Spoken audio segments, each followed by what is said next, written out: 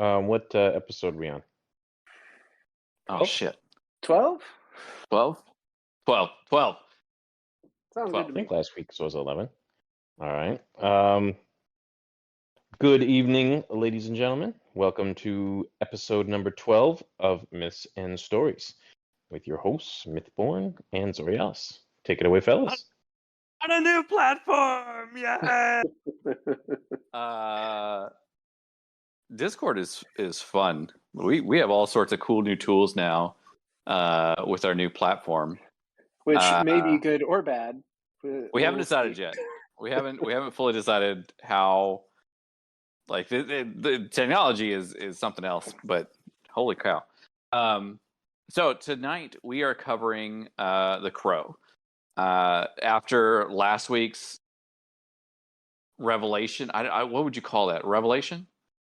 I mean, revelation for him. Yeah. I would say like worst case scenario for everyone else. That's what I like. I mean,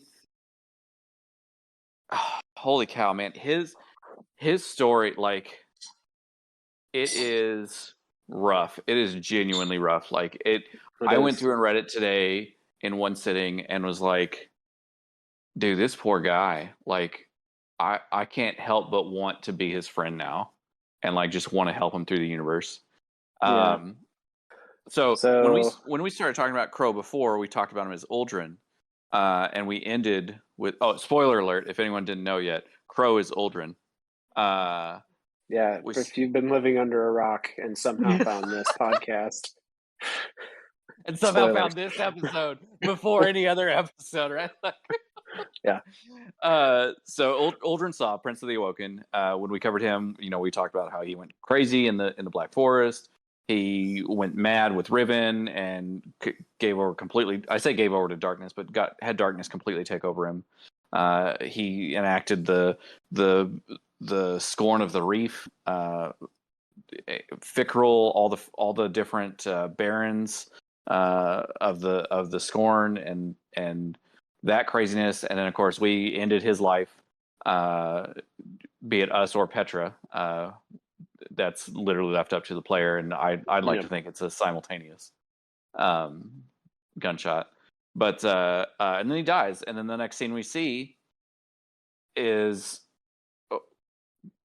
I want to say it was about a month later after that one, and it was a little cinematic that when we went to because each week or every 3 weeks you could go to Mara's chamber, right? Her little. Did we figure out if that was a real place, Myth?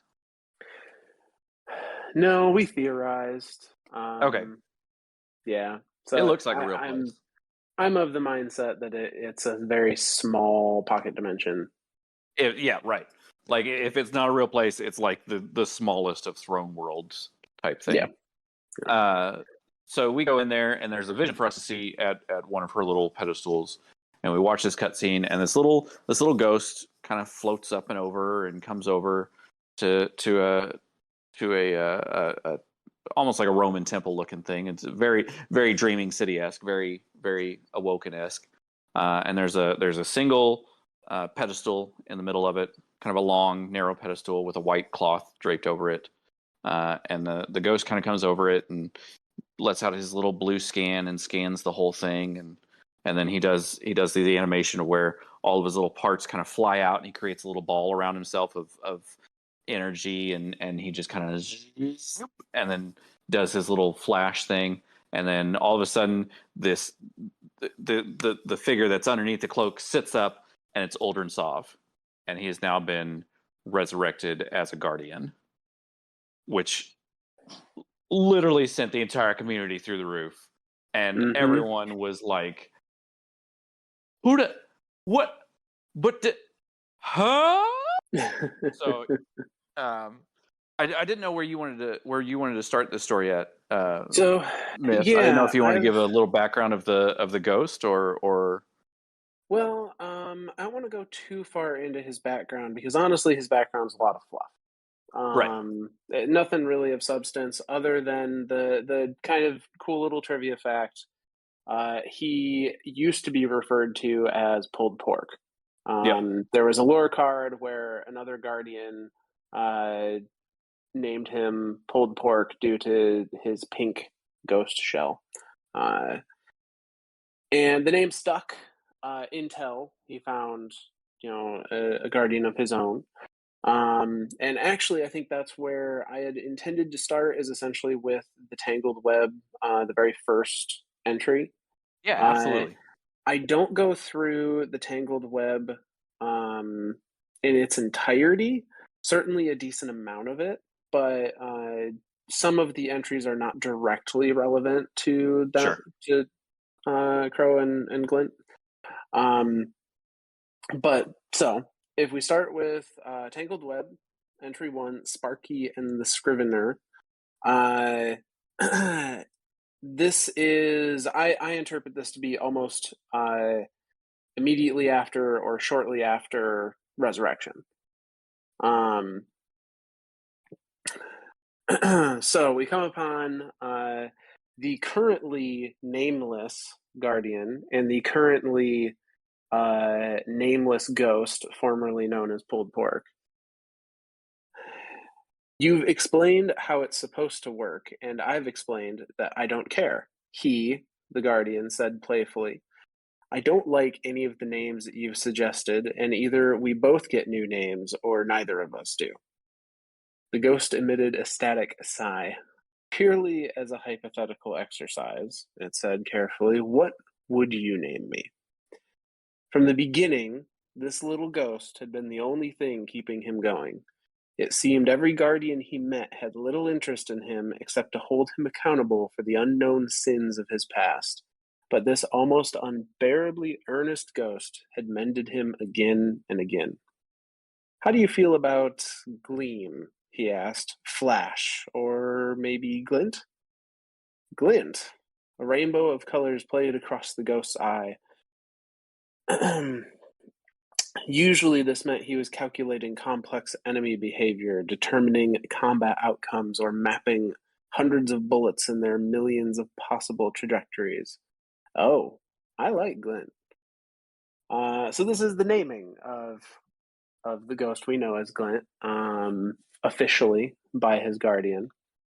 And there's a lot of And little things in here that are kind of give us a little insight to ghosts as a whole, right? yeah, Like, so the whole, you've explained how it's supposed to work, and I've explained that I don't care. So um, I can infer, they don't specifically say what was explained, but we can infer that the explanation being that it seems like the ghosts name the guardians and the guardians name the ghosts.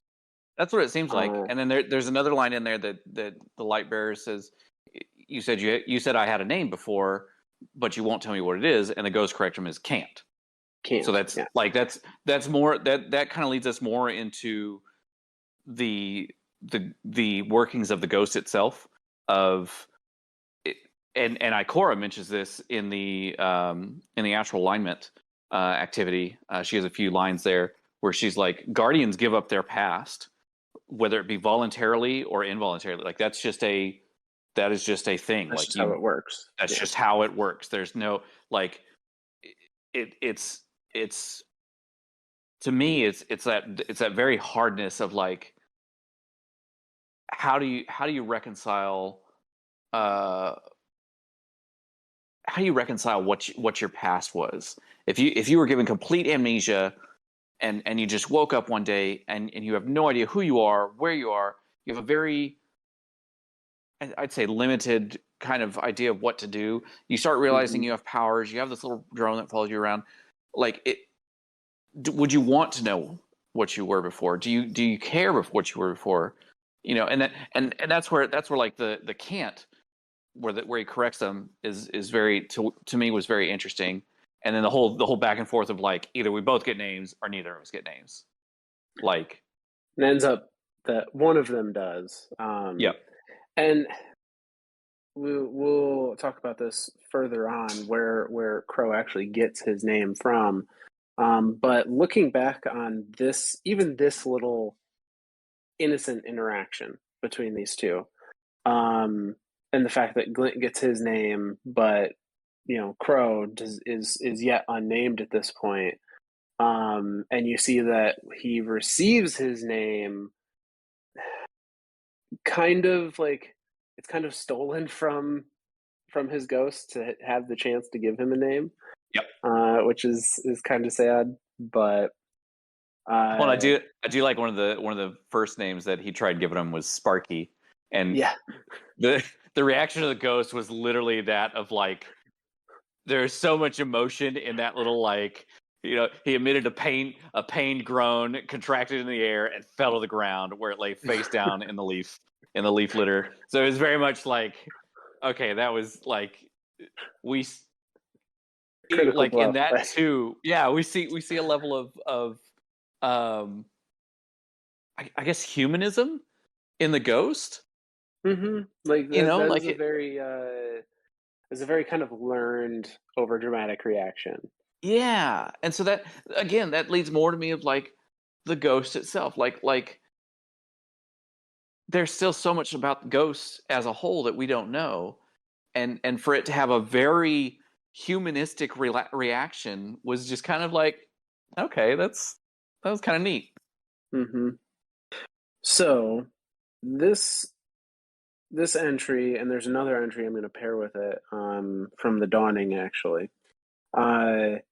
Also kind of explain the unnamed crow's lot in life at the moment, which is not very pretty, It's unfortunately. it's bad. Uh, so, say he has come across, and it talked about this a little bit in the passage I already read.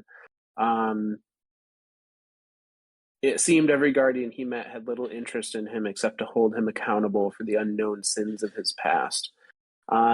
So pretty much immediately, every time he came across somebody else, they either didn't care to stop and interact with him, or they recognized his face as Aldrin and did care enough to stop and do usually terrible things to him. Terrible. Like, And in the same entry, in the same lore passage, we get the next morning a passerby saw Glint's light bearer without his helmet. The Titan beat him mercilessly with her flaming hammer, snapping his collarbone and crushing his pelvis. He died hours later of internal hemorrhage. Glint brought him back, and the pair traveled in silence for a long while. Now, we got to remember, and it's been referenced in many other lore cards, um, guardians may be immortal through their ghosts, but they are not immune to pain. yeah. They feel everything on their way out until the ghost brings them back. Yep. So hours of being shattered to eventually expire so that his ghost could resurrect him.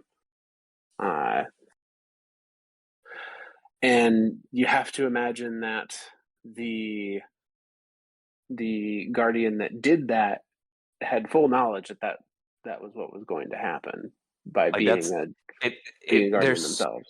there's so much in just that one little paragraph that was just like,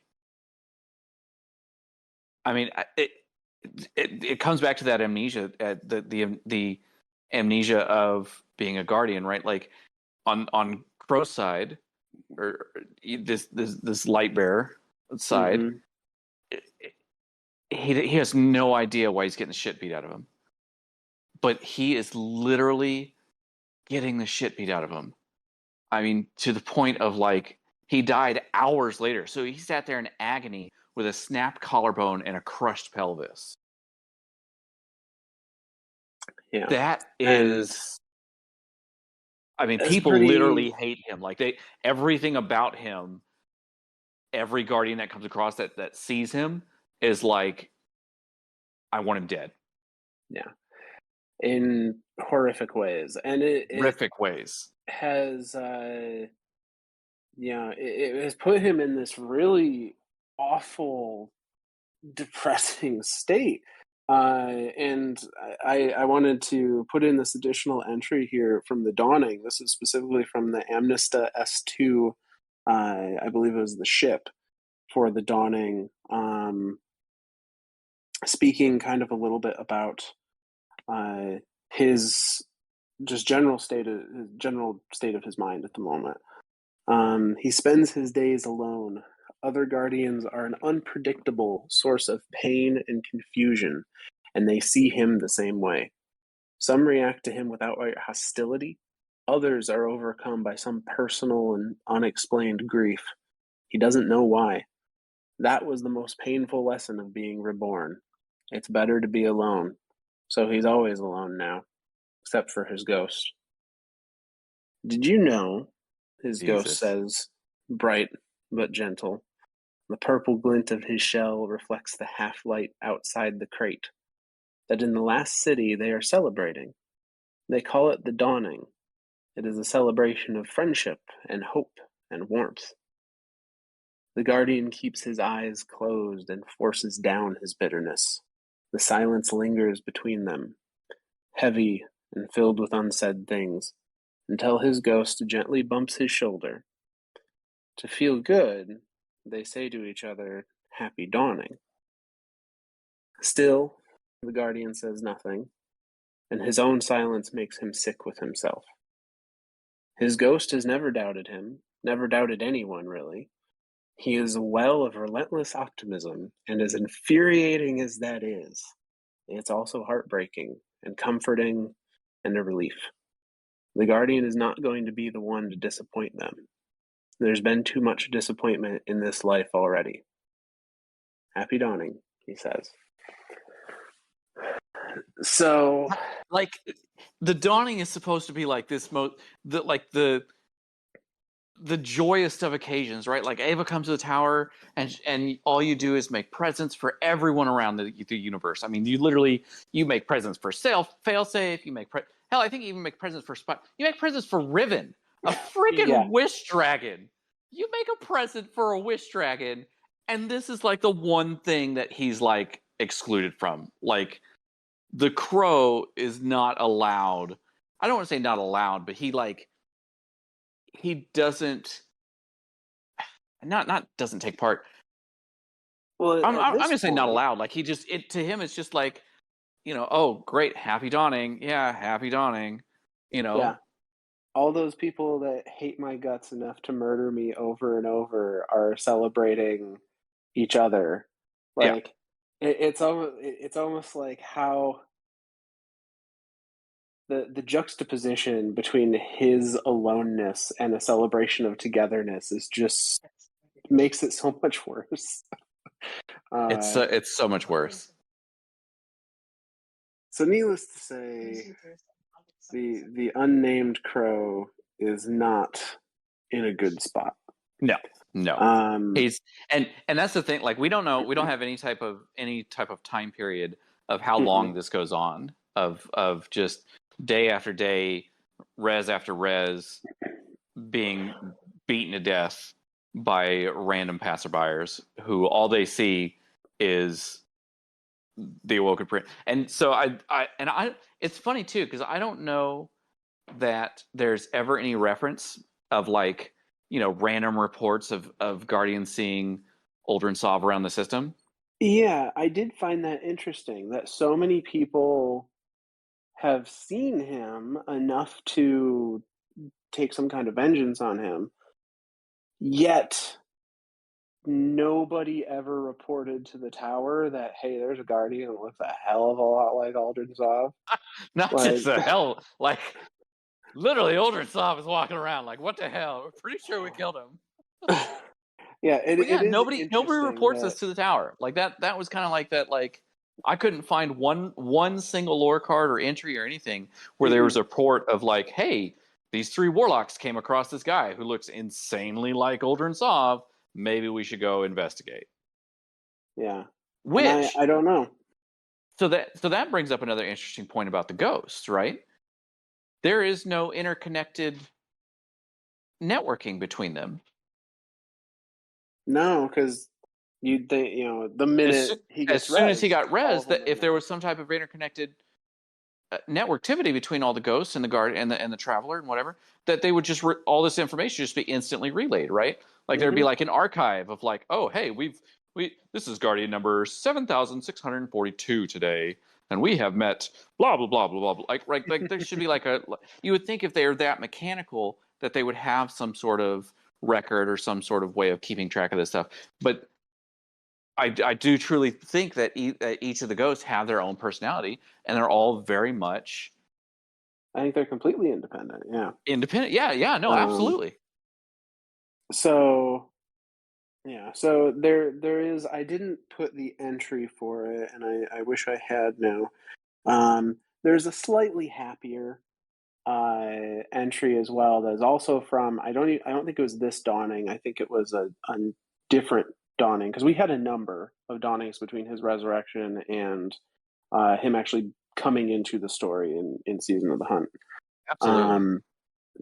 And that dawning was essentially he remained helmeted with his helmet on, and assisted I believe it was an awoken warlock, Oh yes, and yes. she saw that he was awoken just by his skin color between I think it was like between his gloves and his sleeves. Yep, like Um, a wristband or a wrap or something that had busted yeah, loose. and identified with him a little bit as like, oh, we're of the same people. Granted, being both guardians, they do not know the awoken history, Right. but felt some kinship towards him, and had said, oh, now that you helped me clear out these fallen or whatever it was that they were doing, uh, and she gave him I think it was like a bottle of wine with the intention of, uh, let's make a campsite and sit down and have a drink, kind of thing. It's the dawning up at the tower, so let's have our own little celebration here between comrades. Uh, and again, he's had his helmet on the whole time, and he is so fearful of the potential actions of this other guardian once they know who he is. That when she goes off to gather campfire wood and whatnot, uh, he just uses that opportunity to slip away. So is this the same instance in the Tangled Web lore book? I believe so. The similarities are enough that I'm pretty sure it's discussing the same interaction. It's interesting too because like in the Tangled Web lore book, uh, the warlock specifically, Druis, I think is her name. Um, she was trying to get a quick bounty done, and there was a bunch of cabal, and she's trapped behind because there's like 3 scions up on a ridge, and then there's a centurion, and she's like, normally I could take this out, but it's like the combination of all 3. Like she's pretty sure she was Mm-hmm. screwed, and she's about to charge up a void grenade when all of a sudden, pop, pop, pop, pop, pop, pop, everything's dead. And that's when Crow, the hooded Crow with his helmet on, comes over and was like, uh, really being very cautious about talking to her, and by this time he's been named the Crow, and they call me Crow, and I'm glad I could be some help. And she's like, not as glad as I am, but let's split the bounty. And that's where he was like, no, it's fine, and I don't need to help. And that's when she noticed that he was awoken, and so she's like, oh, you got to be reefborn. I'm an earthborn, but we go way back type thing. And so then he's like, no, really, I really don't Mm-hmm. need any type of compensation. It's fine. She's like, no, don't worry about it, I'll be right back. So she runs in, picks up the cargo, and that's what she finds is the wine. And when she comes back out with that, he's gone. And so she sits on a rock with the just basically a bottle of wine, just kind of sitting there, chilling there with a bottle of wine, waiting for him to come back. And at the very end of that, she's like, to Crow, and just kind of takes a swig and pours it out for him. So that's that's a very interesting interaction there, because that's one of the only times I think that, at least up until this point, that another Guardian had shown him any type of compassion. Yeah, but having not known who he was. Right. Um, very, very poignant here that she had no clue who the hell he was. Yeah. Hopefully it wouldn't have mattered in this one instance, but based on his previous experiences, it probably would have. Yep. But yeah, so regardless, Crow, or at this point, he's still unnamed. Right. The Guardian has been wandering the solar system, just trying to find a place that he can exist, essentially. Trying to find somewhere to call home, because everywhere he goes, people hate him for reasons he doesn't understand. And in these wanderings, he ends up going to the reef. Unfortunately, amongst the asteroids of the reef, in the middle of deep space, his ship breaks down, and it's not specifically said what happens, but essentially he was just dying in the middle of space over and over again. Dying and being resurrected as his ship just drifted in empty space. Until one of Spider's fallen crew happened upon his ship and decided to rescue him. And in this, we get into the Tangled Web entry number 2. So, identity. My boys say they found you adrift in space, that your ship ran into some debris, Spider said.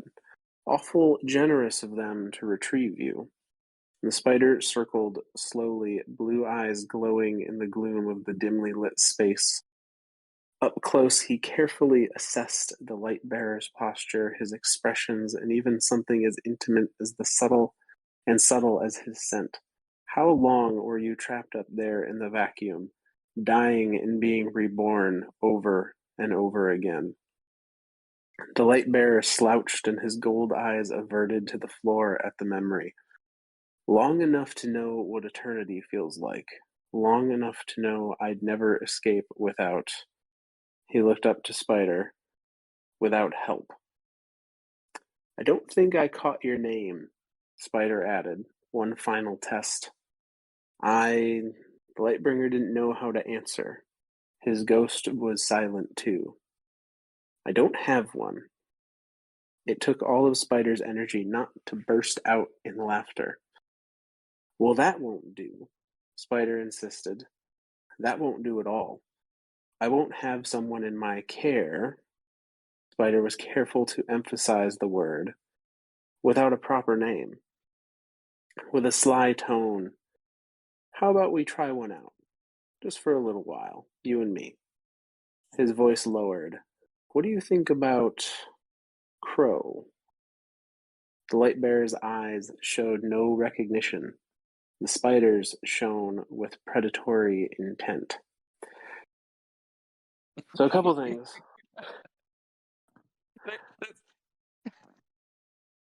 Spider's a dick. Yes. Spider gets to join Rahul as a canonical dick. As canonically a dick. That is literally what is happening here. So not only, in one instance, it is true that Crow owes Spider his life, because otherwise he'd still be in space. He'd still be drifting along, dying and reborn, dying and reborn, dying and reborn. Yeah. In whatever was left of his ship, whatever happened to it. So he does owe a a debt to Crow, or Crow does owe a debt to Spider, and I think he feels that very much, at least initially.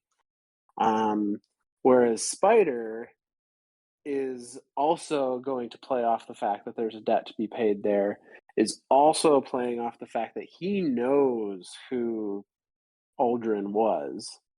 Because the Sovs and Spider, both the Sovs, Mara and did not get along.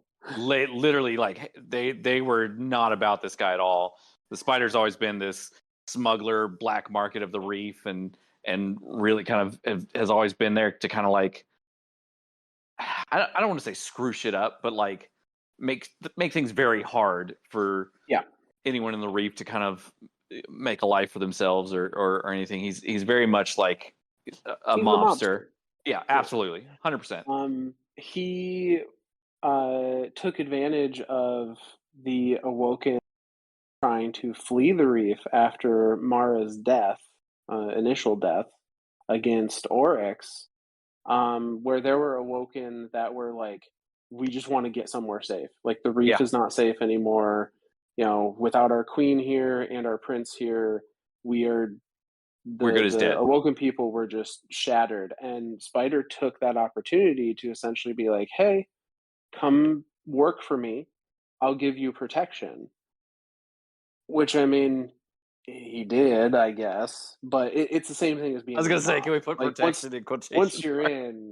Once you're in, like, you're never getting out, and you're gonna have to do whatever dirty job he tells you to do. Absolutely. Because once that protection is gone, the protection actively becomes a let's hunt this guy down and kill him. Yeah. So he very much is happy to take advantage of Awoken. And when you have the memoryless Awoken prince, who is now a light bearer, walk through your door owing their life to you, like, Spider's gonna take advantage of that as much as he possibly can. That's literally like the golden ticket, the golden opportunity for Spider. Yeah.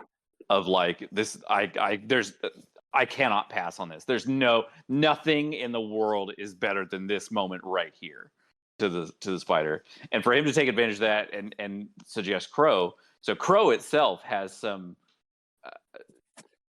has a lot of connotations. There's some stuff associated with Crow. Yeah, namely, you know, Aldrin was head of the Crows, which were kind of the spy/scout unit for the Awoken military, the Awoken people, I guess. I'd say the whole Awoken people. Yeah, and well, the Awoken people as they were no longer in the distributary, because I don't know that the Crow system existed in the distributary. No, I don't believe it did. Or at least I don't remember it playing a big role if it did. Right. But yeah, so that name was very explicitly chosen by Spider to see if there's any light bulbs come on, kind of thing, because that was so closely tied to Aldrin's identity, was that he was, you know, the master of the Crows, kind of thing. And when he doesn't see any recognition, it just kind of truly cements in Spider's mind that, oh, I can truly tell him whatever I want. I can use the ever-living crap out of this, and he is mine to manipulate.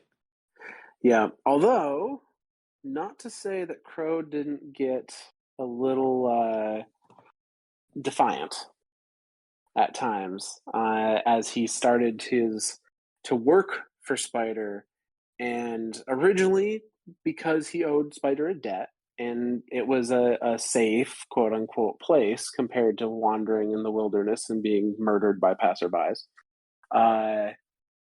But he started to get kind of not super happy with how things were going under Spider's direction.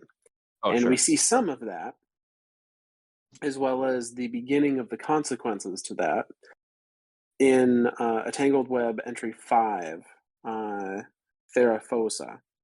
Mm-hmm. And I thought this was interesting because this is told from the perspective of Glint and Spider, and it's like Glint is giving Spider updates on kind of Crow's progress. And I think this goes back to Glint's kind of described endless optimism he's not suspicious as he really should be of Spider. Right. He kind of assumes Spider has the best of intentions all the time, and that is not the case. Right. Um, Well, and it's interesting too. On the flip side of that, Spider looks at Ghost as if it's like a non-entity. yeah, Like the yeah. whole time that he was speaking with Crow and giving Crow his name, Glint keeps trying to say something, and Spider literally just, I mean, acts like he's literally not there. Yeah. Like Yeah. these ghost things are just to They're Spider just tools, as far as he's tools. concerned. That's it. That's all they are. So, entry 5 here. Tell me about Crow, Spider said without looking up. Glint flew closer and caught sight of himself on a small monitor. Quite well, Glint answered. He's feeling more confident, while good, said Spider dismissively. He plucked a cracked chunk of seraphite from the current of air as it passed and placed it back in the beam. Has anyone told him? Glint didn't have to ask for clarification. Not outright. He knows he wasn't a good person. He gathered that much from the Guardians who killed him. But he hasn't heard his old name. Spider gave a phlegmy grunt of contentment. And there haven't been any indiscretions? It's actually a funny story, Glint said. He ran across a warlock who recognized him as an Awoken, and he was seen, Spider shouted, striking the side of a passing crate. Not seen, Glint said. She noticed his skin under his gauntlet. He told me he didn't want to risk further exposure, so he left. I gave him rules for a reason.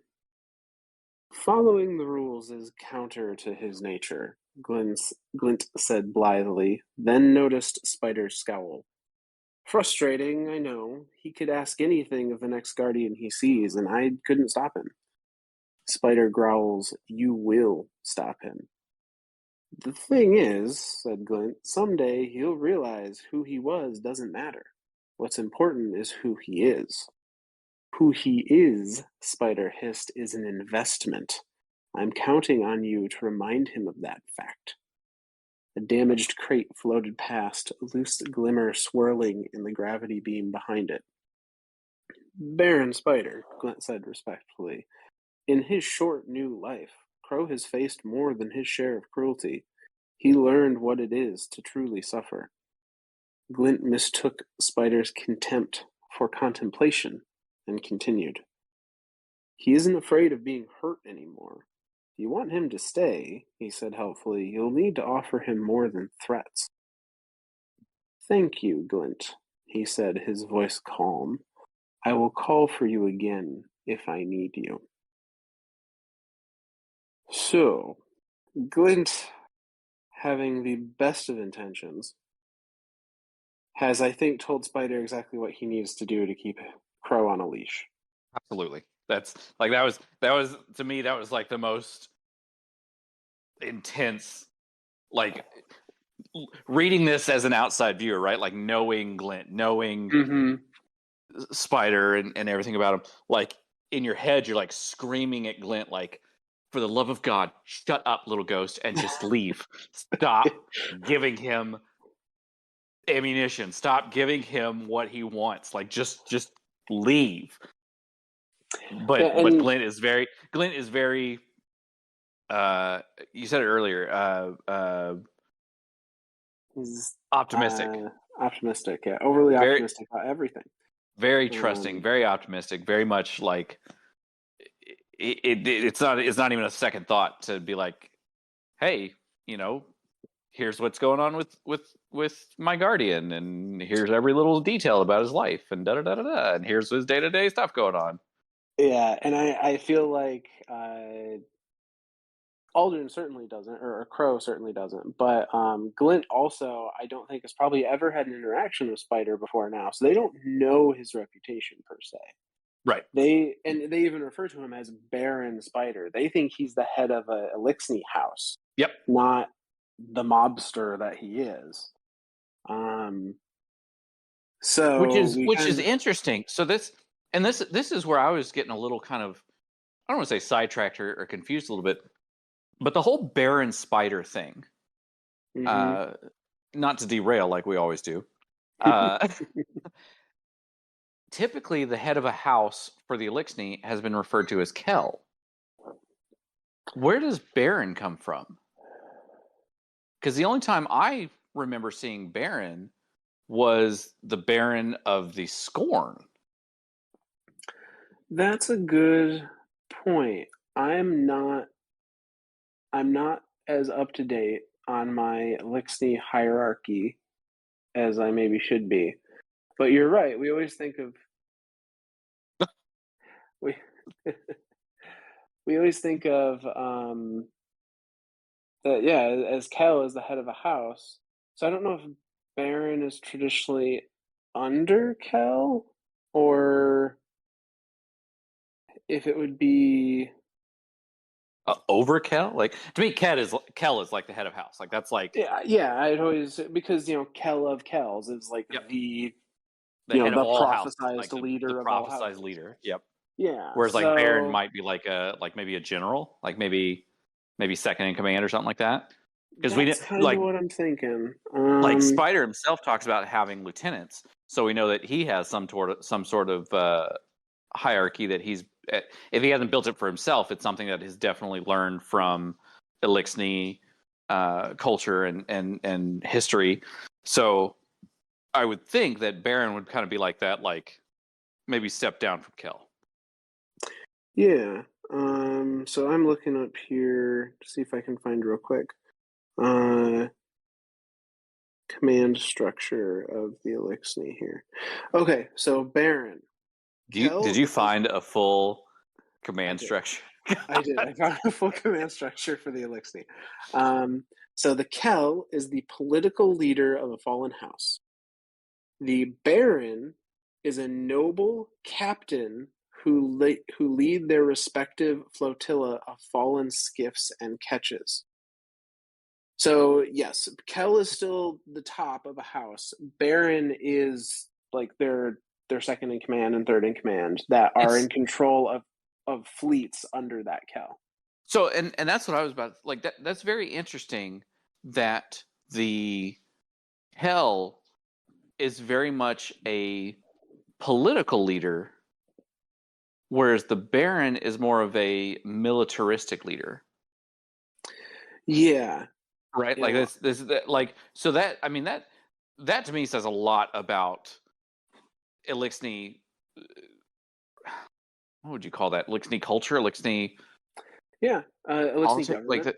Yeah, like that's the fact that they have like this head of, like, almost like a head of state, and then they've got like, Mm-hmm. like all these little, like, oh, this is my general of the Air Force type thing, and he specifically commands all these catches and ships for me, Mm-hmm. and then underneath him is a few lieutenants that handle the ground forces, and then underneath him we have a few captains that have their little squads of dregs and vandals, right? Because now correct me if I'm wrong, dregs are specifically docked, like they are two-handed Yes. Elixni. Yep.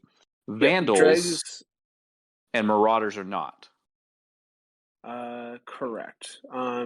Dreg is their I believe lower arms are docked until such a time that they prove themselves worthy of more ether, in which case they literally grow and evolve into a vandal or a marauder. And they're allowed to grow their arms back at that point. There's so much, like, Oh I don't know. yeah. There's so much to Elixni So culture there's that is just like it's genuinely mind blowing. say that's another episode idea. We'll have to do Absolutely. one all about the history and interworkings of the Elixni. Oh, absolutely. But that is not this episode. That is not this episode. So now that we have covered the hierarchy of the Elixni, let's get back to silly little So Glint and his crazy overlord master. silly little Glint has told Spider that you can't threaten Crow with bodily harm anymore because he's been through it all. He just Like doesn't care anymore. He's he like, he knows. He's just used to it at this point. Uh more of a and mild and inconvenience now. Yeah, Glenn, I think, trying to be like, offer him some respect and rewards and blah, blah, blah, blah, blah. And Baron hearing like, okay, I need to tighten that noose. Yeah. And if he can't do it through, harm to Crow directly, he can do it through the one thing Crow actually cares about. And that brings us to the next entry in a Tangled Web, which is entry 6. Well, The before Revenant's that, there is one Touch. thing that I do want to back up on, Yeah, yeah, yeah. which was entry number 4, where he comes across odd-looking Elixni. Okay. So I don't have 4 in my notes, so let me pull it up in game. If you've got it in front of you, go for Yeah, it. I've got it in front of me, so I'll do a quick rundown of it. Again, try to paraphrase as much as I can. Basically, he's fighting these things that look like Elixni, but they Oh, just yes. won't stay dead, right? And we know that these are the Scorn, right? So these are the dark ether infused Elixni. They were basically, trying to hit up Spider's storehouses, and so Spider sent Crow after him, and they said, Scorn are bad for business, and da da da da. And so Crow was like, all right, so we're gonna see if we can get in here, be the stealthy hunter that he is. And but the Scorn are so like hyped up on this dark ether that they have like heightened senses, like they either a sixth sense or like a sense they have heightened sense of smell or something, but they easily caught him. So they kind of get him cornered into like a little kill box, just a little derelict ship that only has one way in or out. And then they start kind of coming inside, and that's where Crow up to this point has been very much a long range fighter. He's very much a sniper, and which to me is just hilarious because of all of his interactions as Uldren with Julian. Yep. Right? Like he's That was always his thing, been was the long range sniper scout kind of thing. exactly. And so that was very interesting to me to see that even his natural fighting instincts of his past life has seeped into him being into his identity as a guardian. To Mm-hmm. want to be the long range sniper, to want to be down the barrel, or down the scope of a barrel, like just wanting to be as far away, not as far away as possible to be, but to be able to just plink people off with nobody having any clue where he is, be kind of like that ghost, right? So he's in there and he's like, all right, well, let's see if we can do this. And so he's got his little revolver, and he starts popping rounds off at people, and or at the Scorn, and he gets a few of them, and while he's dealing with them, this thing comes up from behind, and Crow like finds a little hole in the hull and starts tearing it apart, and Crow pop pop pop pop pop unloads everything he's got into the body of it, and it finally lumps dead being in quotations, into the kind of blocking the hole that it had just created. And then 2 more stalkers started moving and flank him, and they get excited, and one of them catches the side of Uldren in the head with their little mace, their little flaming mace, which of course now are stasis maces, because why the hell not? Yep. Because screw stasis. No. So catches him in the head, brings him down, and they pile on him, and there's a raider who's got all 4 of his arms, like he's literally got his gun pressed against Crow's head, and they're wrestling back and forth with this weapon, and Crow manages to push it away from his face and gets it pointed at one of the stalkers, and he's fiddling around with the other end trying to get the trigger to pull, and finally gets it pop and pops the 2 stalkers dead. And so then the raider gets pissed and hucks the rifle across the room, and they're literally going back and forth, and he's literally like clawing into Crow's body, and that's when like Crow starts, I don't want to say unleashing the light, but the light like fills Crow, and Crow can feel the light everywhere around him, and it makes him stronger. It physically makes him able to just push away from this thing. Like this thing, it like ripped open his stomach and was just literally like to the almost like crows to almost to the point of death. And then he's got the light surrounds him and he just goes crazy, starts hucking knives this whole time. And right before he frees himself, this creature is like growling in his face this one word over and over and over again. And it freaks Crow out, and that's when the light takes over and he starts hucking flaming knives and shooting, hot ash is going everywhere and smokeless light and just fucking awesome, right? Like turns into a badass, turns into this badass hunter. And as he's escaping, he keeps thinking of that one word that was said over and over and over again. And that word was father, father, father, father. Because the crow, as Uldren, literally created the Scorn. Yep. Vickrell was the first, and from there, he created the Dark Ether to help bring the other Scorn back to life.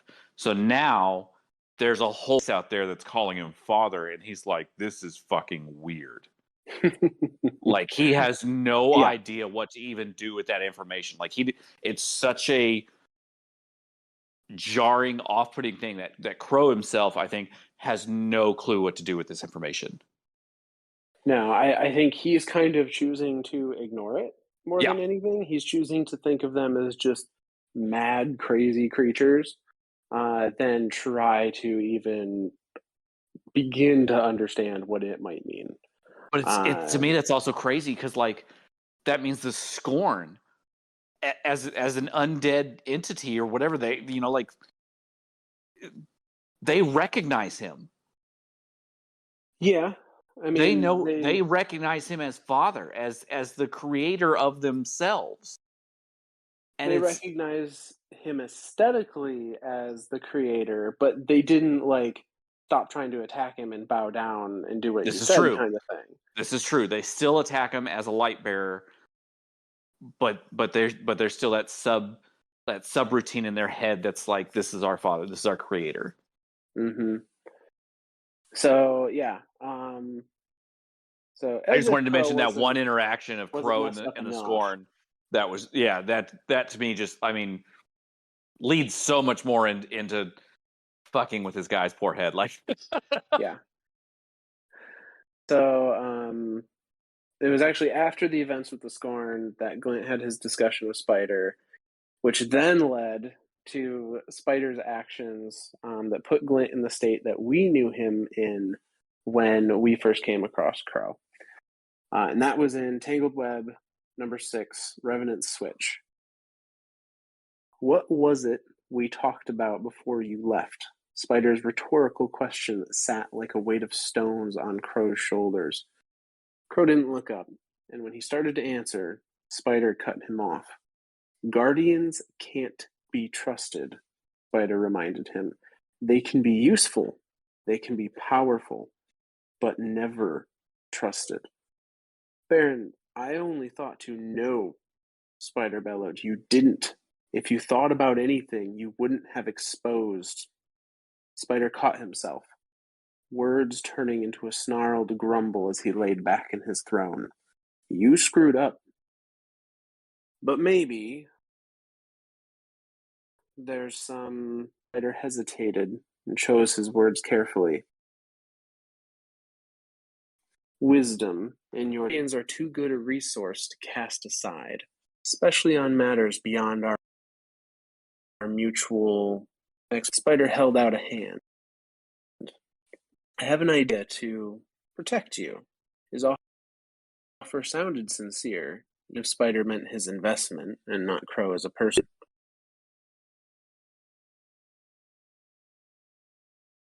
Send Glint over. Instead of answering, Spider snatched Glint out of the air with a hand. Glint shrieked, and Crow stood swiftly, but just as swiftly saw the arc pikes of Spider's guards thrust at him. Spider made a clicking noise in the back of his throat and reached for a set of tools nearby. Tools it used to pry open the shells of dead ghosts. They would work on living ones just as well. Stop! Crow cried as Spider wedged a flat tool beneath Glint's shell plates. With a snap, Spider popped one of the casings off. Then he looked up to Crow and switched tools. "Don't worry," Spider said in a soothing reassurance that flowed like ice. "I'm just going to make some modifications," he said, igniting a cutting torch, "to better protect you from the world." So, Jesus Christ. Spider is making modifications to Glint. He is literally a dick. Like, if it comes out later in the current season that we get to go kill Spider, I might be on board with this. Yeah. If we get to canonically just kick his ass, I'm kind of I'd be okay with fine it. with it. Yeah. Like, So, he made our life kind of a I don't want to say a living hell, but I mean, like, he made us work our asses off to get through to Uldren, and then to come back to this point. Now he's just a dick. So he's taken Glint, he's modified him in a way that has not been described quite yet, to better protect Crow. Really, what he means is to make sure Crow doesn't get any ideas of trying to rebel. And we learn exactly what happened in the next entry, entry 7, Broken Wing. "I'm so sorry." Crow's voice was barely a whisper. For all his strength as a light bearer, he looked small, seated on the floor in his den, illuminated by the pale glow of a solitary lamp.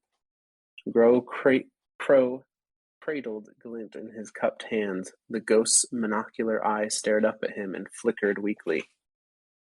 "It's all right." Glint couldn't blame Crow. I think I'll be fine. Spider is," he had to cautiously choose his next words, "very skilled with modifying ghost architecture." "He put a bomb inside you," Crow hissed. "But I'm still here. Still with you," Glint reassured. "And you still have the light. That's what matters." "I put you in this position," Crow said. "I let this happen." "You had no choice.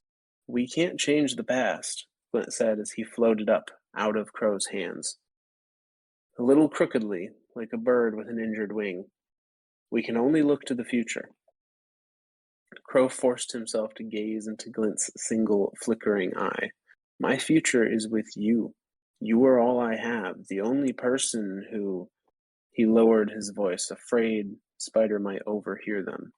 "The only person who cares about me." "You won't ever know who cares about you until you meet them," Glint contested, and then floated closer to Crow's face. "You aren't a prisoner," he added. You could leave. Live a normal life without the light." Crow's jaw tensed, teeth clenching. "No," he said. "I will not abandon you. You would never do that to me." The ghost looked away in thought for a moment, and then bobbed up and down. "You're right," he said as he turned again to face his light bearer. Glint floated in and softly tapped his shell to Crow's nose. "I'll never leave you." Crow reached out and gently took Glint into the palm of his hand. "We are all we have," he whispered, pulling his knees in close. "Spider will never let us go, but at least we have each other." So as if The his ghost life... canonically went boop, and I loved it. I fucking loved it. He did. He just boop. I got you, babe.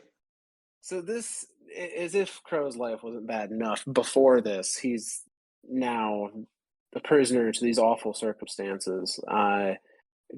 Spider has literally shoved a bomb in his ghost into Glint, which not only ensures that Crow will cooperate, because Crow doesn't want anything to happen to Glint, but it also ensures that if Crow ever does get rebellious and Spider pops that button on the bomb, he is now mortal and can be killed.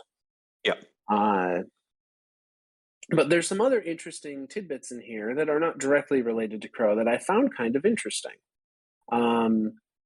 So specifically, well, on one hand, the fact that ghosts can be modified. in general is kind of crazy. Now, I do think it's not the ghost orb in the middle that was modified. I think it was his The shell on the outside. the I think you're outer right. bits. Which, why not just equip another shell? But Right. I'm gonna assume there's like some pressure trigger or something on the bomb to prevent that. I mean, the fact that he needed a tool to pop that piece off. Yeah. Like, yeah. I mean, granted, we as the in-game character, we just throw another ghost shell on like it's nothing. I mean, I think you and I kind of do the same thing. Every time we switch subclass, we put on the matching subclass ghost shell. But yeah, my ghost has literally been on fire, filled with void, arcing with arcs with lightning. Like, yeah, so that's and to me, it was like, well, just throw another ghost shell on. So there had to have been something that even more than just the ghost shell itself. Yeah, that was modified. Have been something.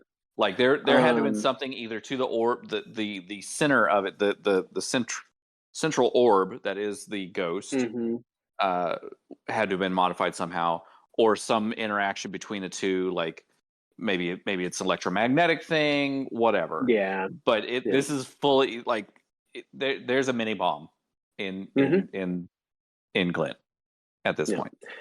The other part that I found interesting was Glint says, "You aren't a prisoner.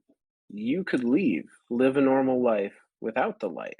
So Glint is saying that Aldrin or Crow has the ability, and presumably all Guardians have the ability to just walk away from their ghost.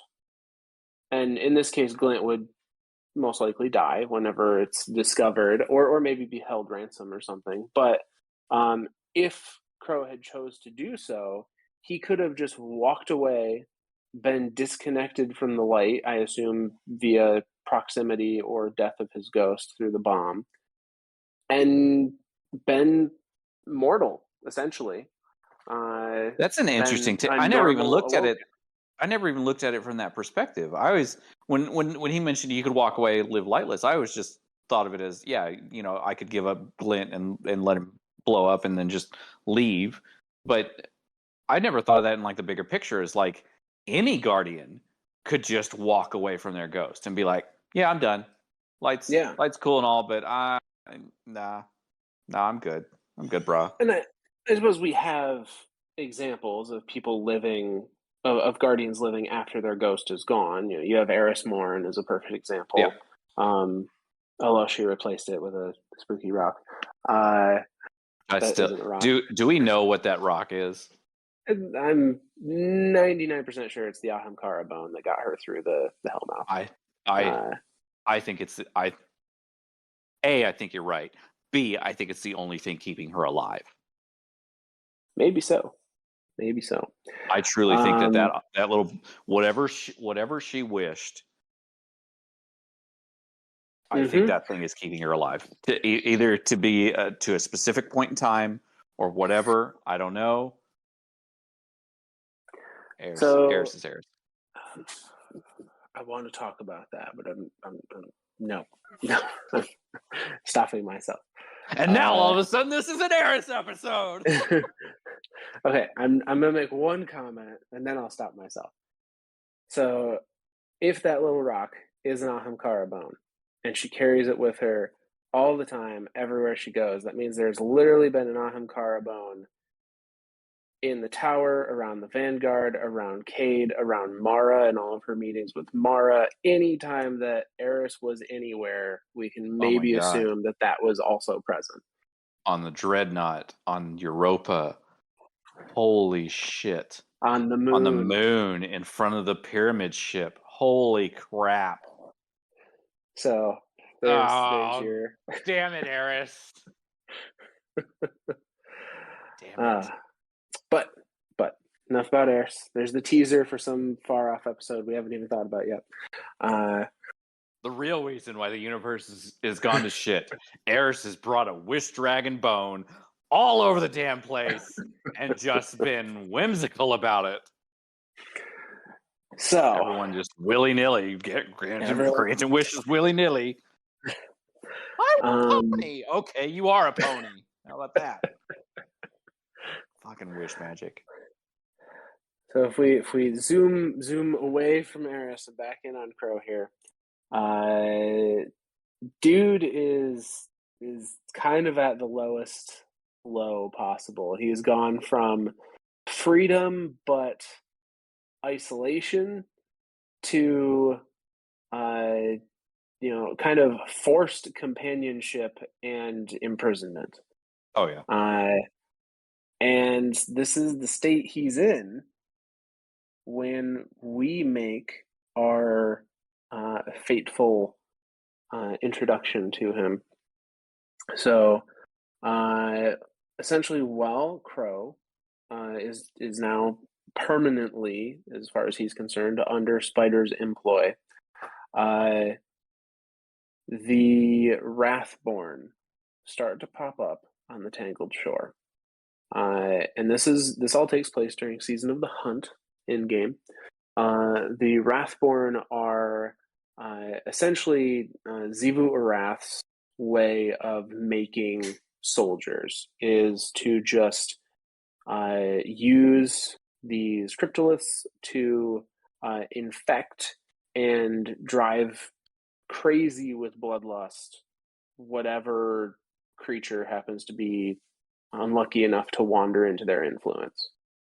And I think that's important to state there too, because we saw servitors, we saw giant shanks, we saw ogres. I mean, it wasn't just seeing hive stuff. We were seeing all manner everything of creature that got anywhere near this thing just turned over, just like full on.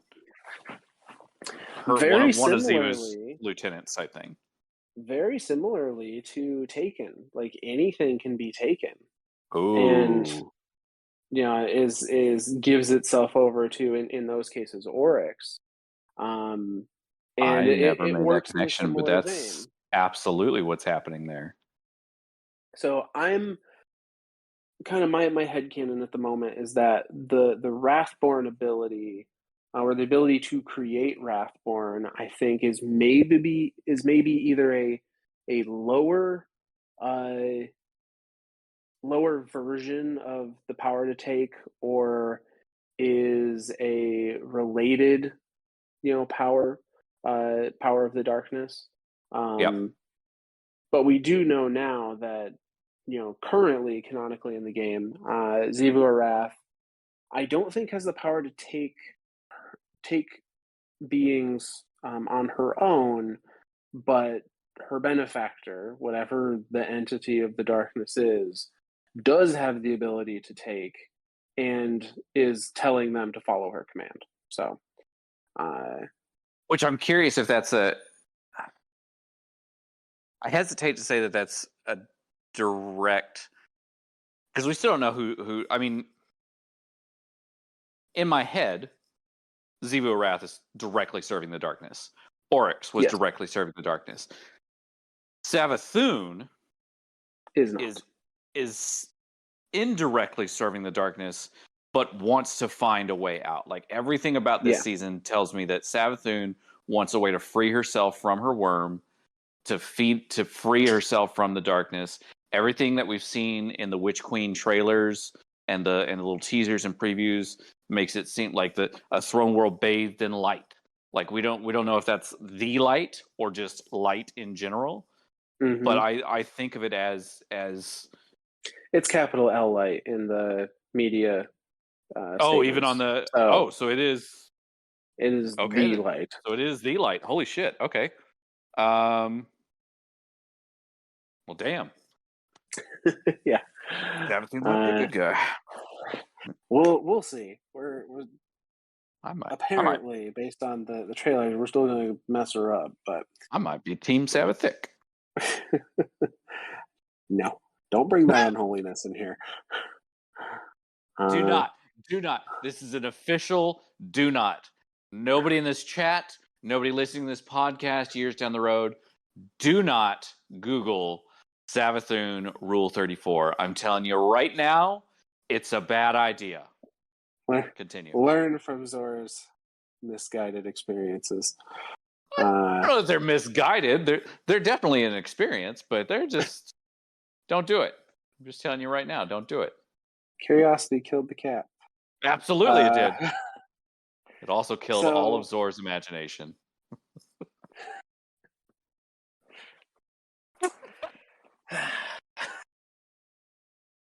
so, leaving that where it is. That's gonna stay there.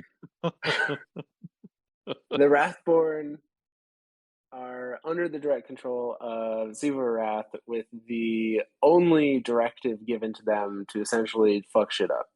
Kill. Murder, Kill death, everything that is not another Wrathborn. Yep. And that's bad for business for Spider. Absolutely it is. It's making it very hard to acquire items as well as ship those items to and from his locations. So he needs them dealt with.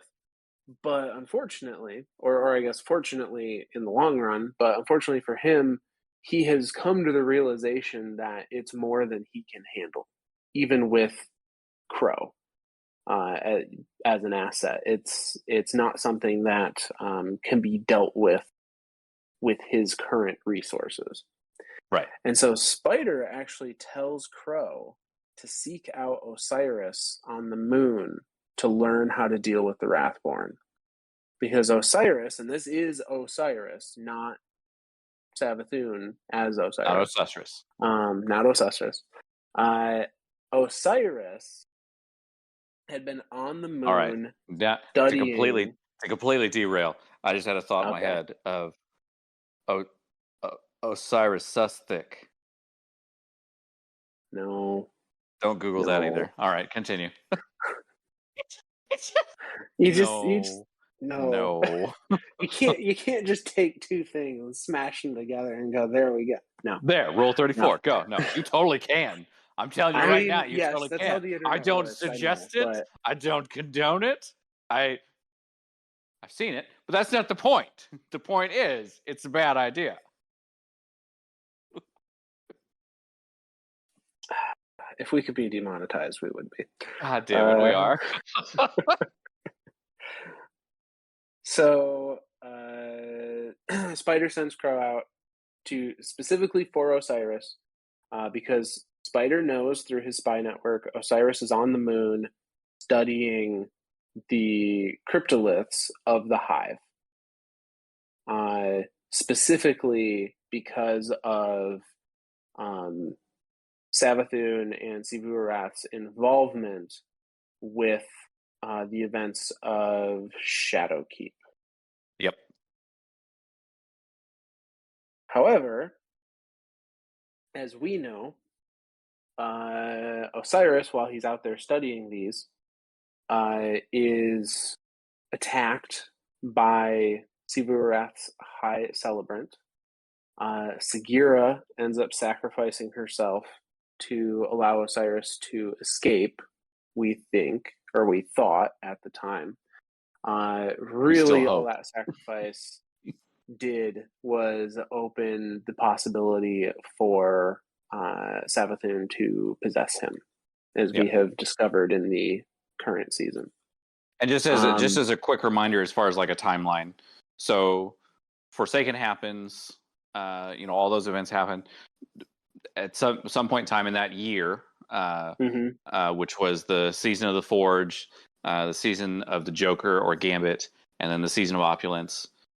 Sometime in that year, that's when Crow becomes Crow, or Uldren is resurrected, and then eventually finds his way into the employ, or I guess imprisonment of the Spider. And Shadowkeep happens, and then so from Shadowkeep, crazy shit happens on the moon with the Vex, and the Vex start invading again. We find our way back into the Black Garden again, and find out that there's darkness ships in there, and they've been there this whole freaking time. We try to take care of that threat. We work with Osiris and work through the sundial, and find a time, like Cabal try to take over the sundial and create a timeline, this, that, and the other, where they win, and through this manipulation of that, we end up bringing Saint 14 back from the dead, essentially making Saint Mhm. 14 himself a perfect paradox, not just a shotgun, but he himself as an entity is a perfect paradox. Um, and I'm trying to think what happened. Oh, and then of course then there was the arrivals where all the darkness ships started showing up in the universe, made planets disappear, all that jazz. Then of course we find our way to Europa, where Eris and Drifter and the Exo Stranger get together and they start doing crazy shit out there, and we follow them out there. And that's the time that's the time where we come across. That's the time where we're told to go investigate Mhm. the moon and see what, because just before that we're getting all these little distress uh, uh, not beacons but like messages from Osiris into Zavala's office, and I don't think you can go there now and see him, but you used to be able to go in there and kind of play through them a bit, and they're just constant messages from Osiris, all the way up to the point to where we even learn of Sagira being sacrificed, and now he's lightless, and so now he even feels like there's a severe sorrow in Saint, or in Osiris at that point. But yeah, so that's as far as timeline from Uldren death all the way to us meeting up with him on the moon. Lots of shit's happened. Yeah, so Aldrin's resurrection as Crow, I believe, happens in the 5th visit to the Queen's throne room, which would be 15 weeks after Forsaken, Holy cow! I think, because it was three-week cycle. Almost 3 whole months. Yeah. But I say from that point to Beyond Light, he's been wandering for some of it, and then under Spider's control for the rest of it. So he's probably at least been with Spider for a year by the time we come across, if not longer. Sure. I could definitely see that. So like, and this is where I'm going to kind of tote Bungie's little in-game timeline here. I really enjoy it because it really helps kind of lead things out. It does. Yeah. So obviously that entire year of Shadowkeep, I'm thinking that he was in the employ of Spider. I think so too. Imprisonment. I'm going to call it imprisonment. I keep calling it employ. He was a prisoner. There is nothing about that relationship that was not captor and prisoner. Even from the very beginning, even from the moment where he's like, "Well, let's try out the name Crow. I'm glad I rescued you." Like, no. 100% imprisonment that entire time. Like, that is just that's absolutely bullshit. So there's at least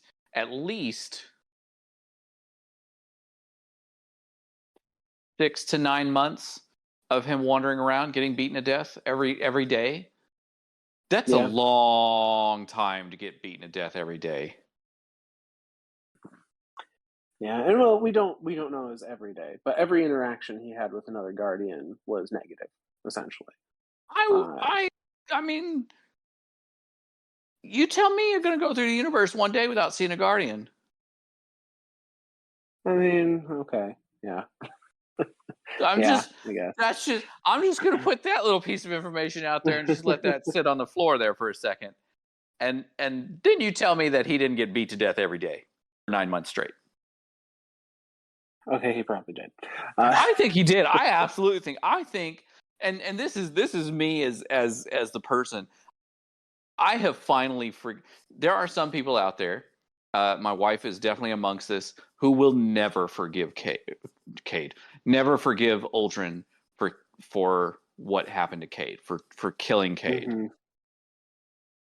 I feel like me as a person, and I know I'm going to get hate mail for this, I have finally forgiven boy, that's even hard to say out loud. Crow for what happened with Cade. I know part of it was him, but I know a lot of it was not him. A lot of it was the darkness, the influence of Riven, all of that just compounding into like this catastrophic event. And then to see how much he has suffered since then. And unknowingly suffered. Yeah. And I think that's the thing to really like drive home and remember. Like, he is almost of the mindset that he is deserving of what's happening to him to some degree, without even knowing the story. Like, he has just decided that if people are that viscerally, if they have that kind of visceral hatred for him, that clearly whatever he did is deserving of this punishment. But he doesn't know. He doesn't know what it was. Doesn't even know. Doesn't even have a clue. It's just that much more tragic. Like it's genuinely that much more tragic. And for that to happen, and of course, all the events of the Shadowkeep, and I completely forgot about Season of the Worthy, which was the whole sending the Almighty to crash into the tower, and Rasputin saying, "Hey, shit's coming this way," and us going, that sucks. But no, like, when's it gonna crash? What, 6 weeks from now? Yeah, we got time. This is the one time that I was like, look, right, like this was the one time I was like, what the hell? Okay, first off, every week, every one of those bunkers got upgraded with the little dots moving in, right? It's not like we didn't see it coming. No, we have pretty clear indication that stuff is on its way. And this whole time we're just like, hey, what do these little lights mean? Weird. It's almost like all these little dots look like our solar system. Hey, look, that kind of looks like the asteroid belt. Hey, that's pretty big. That kind of looks like Jupiter. What are these dots moving in around this stuff? That's super weird. And we're all just like, come on. Come the hell on. Nobody sent a single ship out there to go, hey, what the hell is this? Or we didn't like send a radio signal out to go, I wonder what's pinging out there. We were smart enough to do that in the golden age. Yeah. Why were we not smart enough to do it now? Sorry, rant over. Off, exactly. That's storytelling. Off soapbox. So Rasputin's in it for its own freaking. Unless if we truly believe that Rasputin could handle this, like, because we didn't know fully the extent of Rasputin's play in the collapse at all. I still don't think we know his full. I think we have theories and we have some strong evidence towards a few things, but yeah, there's no definitive. Like what his role in the entire collapse was. We have Crow perpetuating the idea that Rasputin shot the Traveler. That's literally their version of who shot JR. Like, it's just Crow running around telling everyone Rasputin shot the Traveler. You know that, right? Like, turns out it was all a dream sequence. Oh my God, we're still in the dream sequence. Oh my God. God, now I feel old because I know that it's a dream sequence. Thanks, Dallas. You're the best. Anyway. Coming back to Crow going to the moon to meet with Osiris to figure out what the heck do we do about these Wrathborn. Well, I really tangented there, didn't I? You really did, but that's okay. That's what we're here for. We know what we're getting into. So the quest itself has some interesting text in it. Text that we already know, but is relevant for this. So Zavala sends our guardian to the moon as well, saying that Osiris has been trying to assess the damage caused by the return of the darkness. He believes that Xivu Arath, the hive god of war, seeks to take advantage of the power vacuum left in its wake. He was investigating the physical manifestations of her magic near the Scarlet Keep when his ghost Sagira was slain.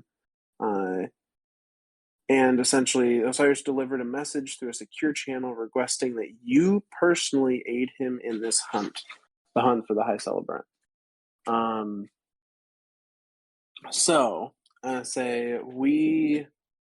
found this interesting because at this point, Osiris is Savathun. Osiris is possessed, presumably. Right. Presumably, he was possessed pretty much as soon as Sagira was out of the picture. Real quick. Mhm. Okay, because we have an idea. Oh, what was the weapon? Is it the bow? The wolf draw bow? That was where it's his perspective, Osiris's perspective inside his possessed body. So I'm going to read the first two paragraphs there. The slithering dark is cold against my face. I cannot speak, cannot breathe. I reach for Sagira, but then I remember. I form a fist, but feel nothing. I am bound as I thrash the images, cut as the as I I am bound, and as I thrash, the images cut fissures through my mind.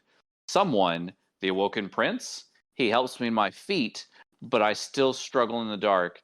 And now she is standing, thanking him, but she uses my voice. My voice.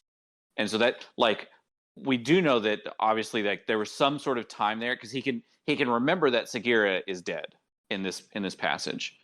So there is some sort of timeline there of like he was definitely without Sagira for a little while, and then I his first think image of seeing the Awoken Prince, of seeing Uldren, he is already at that point in time he has already been possessed. Yeah, so I think a little while in this instance is literally like 30 seconds. Really, Because I was thinking more like a the week or so. new auto rifle, Crisura Mello, is Oh, Savathun's perspective of this event. And oh! she says, All right, now you know I got to go find it. so it lists a lot of things that Savathun has been doing recently, but specifically near the bottom, it says Savathun, physical form, a twisting instar, emerges from the shadows and crawls over the shattered pieces of the ghost. She reaches toward the ruined man. So if we take this literal, and she is literally crawling over the body of Sagira, then presumably Sagira very recently died. Yeah, Which makes me think that like pretty much Sagira died, pushed back the celebrant, and now Osiris is alone in the aftershock of that death, and that is when Savathun possessed him. Is how I interpret that. If we were to assume that that is a literal recount. yeah. I'm reading it right now. That's within seconds. Yeah, so I think Osiris kind of got the 1-2 punch of Sagira is gone, Light is gone, his best friend for millennia just died, and now he's no longer himself within Jesus. a few seconds of each other. All right, Sept. Uh, I'm gonna say this right now. Damn, I keep switching sides on Sabbathic. oh, I have more supporting evidence to be against Savathun just coming up in relevant to Crow story here. All right, rock and roll with it. Lay it on me, baby. So I say it isn't all right this minute, but will be as we progress through Season of the Hunt specifically. Yeah. But so my original point, Osiris is possessed by Savathun. I think he's possessed by Savathun when he sends this message to Zavala, explicitly asking for us, the Guardian, to come to his Oh shit! Because every single quest this season, when she wants to talk, she says the Guardian. Period. You. Period is what it says, and oh my god, So she has literally been looking directly for us. Right this from whole the time. get-go, we, the player character guardian, have been her target. That's mind-blowing.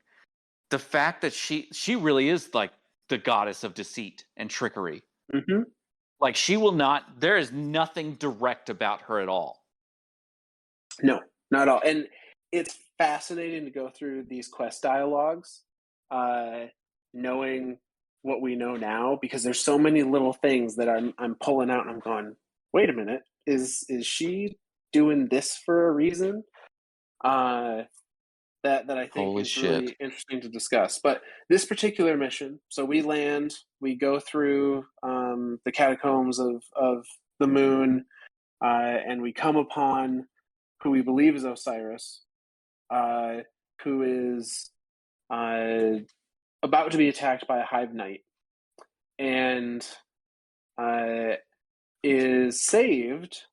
That hive knight is killed by none other than Crow. And the entire time through this mission, Glint has been transmitting messages to us, little updates on like, hey, my guardian and I are fighting our way to help you, and little things like that. So Crow ends If up I'm not saving them. mistaken, Crow kills the knight with a button. Yes. The Dreaming City sword. So he still likes his Dreaming City. Yeah. There's still a little bit of awoken in him. Just a little. And so we get this dialogue immediately after the killing of the knight. Glint, we warned you it was going to be dangerous down here, especially for the ghostless. I'm glad to see we're all okay, though. I'm Glint, by the way. It's a pleasure to meet you all. Glint, go on. Introduce yourself. They call me the Crow. My boss wants to see you. So why I found this little interaction fun is not only this is the player character meeting Crow and coming to terms with the fact that it is Aldrin resurrected, but I found it kind of funny that, and maybe this is a little bit of defiance on Glint's part. Glint pushed Crow to interact with us, to introduce himself specifically. Oh. Now, I don't know if Glint knew who we were, if Glint was aware that it was the Guardian that, had been the one that had dealt justice to Aldrin, or if he was just trying to get anybody from the outside involved.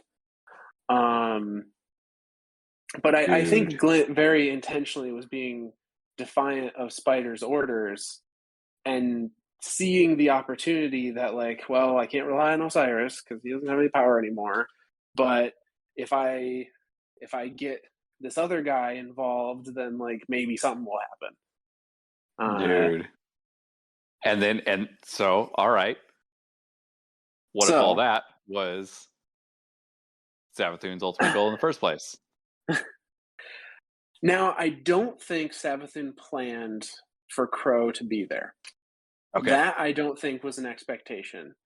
However, she's not going to let a perfectly good tool go to waste. That's what I'm getting. Like, everyone sees Crow and Glint as this tool, as this thing to be used. And yes. all he wants is he just wants to be. Like, I know.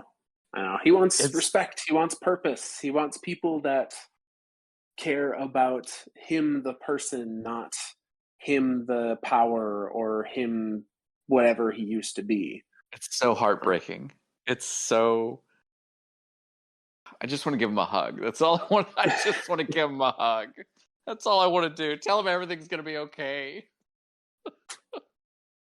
So we go back with Crow to see the spider. And Spider is very much not expecting us, the Guardian, to show up with Crow. And so some of the dialogue from that, Spider, what is this? I thought I told you to bring me the warlock Osiris. Osiris lost his ghost. He's gone back to the tower to recover. Spider, now then, perhaps we can help each other out then. I know how accomplished you are at exacting revenge. He chuckles. Zivu Arath is using her high celebrant and those damned cryptoliths to corrupt Elixni, Cabal too. But I'm losing soldiers and Glimmer by the skiffload. I know what Osiris was doing on the moon. I also know you'll all fare far better given the proper motivation. Leave us, Crow. The Guardian and I have terms to discuss. So Crow leaves off to his room in Spider's area. Spider continues, my little bird sure is something, isn't he? I have to imagine you share in my appreciation of fate's cruel sense of humor. I found him wandering the reef like a piece of wind-blown trash. Aimless, hopeless, no memory of the prince he was. Now I could have sent him off to the tower, but we all know what's waiting for him there. Couldn't let that happen, so I took him in, as a kindness. As far as his loyalty is concerned, I took a few extra precautions and made some modifications to his ghost show. If he ever flies too far from the nest, boom. That ugly business out of the way, let's focus on what really matters. This hive infestation. And so I propose a partnership. You go out there, do what it is you do best, and I'll lend a hand through resources you need to get it done. Maybe even a little something extra on the side. Don't just mention the name Aldrin Sov. For his sake. So just reaffirming everything we already knew. There's a bomb in Glint. He's being held hostage. Nobody, including Spider, wants him to know that he was Aldrin. Wants Crow to know that he was Aldrin Sov. Yep. Crow, in a very, I don't know if I want to say surprising, but I feel like this is a trait that is maybe different or developed differently than what we were told of Aldrin, as far as I remember. And that is that he is very, very, I guess for lack of a better term, crafty. Because we never hear of Aldrin, like, making things. We hear a lot about his personality, but I don't recall ever there being I can't a story think of one of him instance where it tinkering was with like stuff. Where Crow very much enjoys it. And I wonder if that's by nature of being around the Elixni for so long. Spider's Elixni as well as any others he may have come across. Well, and Mara even tells Crow, like, you finally found your people here or tells Aldrin at the time, you finally found your people in the Elixni. And so, like, the Elixni are very much about that, getting scrap, crafting something from nothing. And yes. Crow very much has that that skill, that tinkerness in him, that curiosity. And he uses that to create the cryptolith lure, which ends up being the artifact the artifact for the season, and is what is used to, as the name suggests, lure Wrathborn out to then go hunt them, and that's the whole seasonal loop for that particular bit of gameplay.